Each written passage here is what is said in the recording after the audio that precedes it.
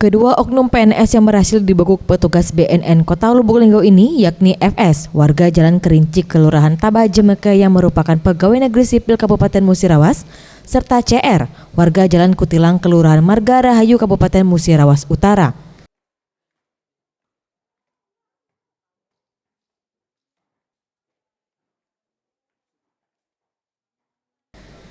Dalam keterangannya, Kepala BNN Lubuk Linggau AKBP Edi Nugroho menerangkan penangkapan para tersangka oleh petugas saat keduanya tengah asik menikmati narkoba jenis sabu-sabu yang berada di kawasan Jalan Kerinci, Kelurahan Tabajemeke, Kecamatan Lubuk Linggau Timur 2, Kota Lubuk Linggau.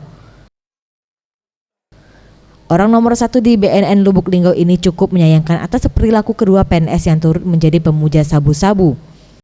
Dari kedua tersangka, petugas BNN mengamankan sejumlah barang bukti, yakni 2 paket narkoba jenis sabu-sabu, alat hisap, serta kaca Pirex.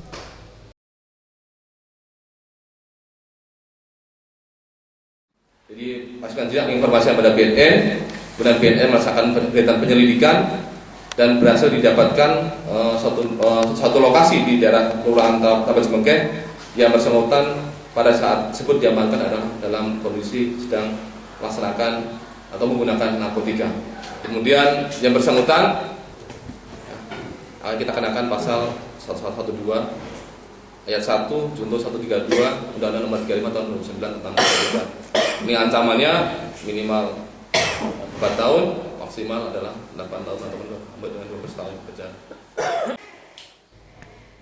Sementara itu, dengan tertangkapnya para tersangka oknum PNS ini, BNN Lubuk Linggau akan mengenakan pasal 112 ayat 1 junto 132 terhadap kedua tersangka dengan ancaman hukuman minimal 4 tahun penjara maksimal 8 tahun penjara.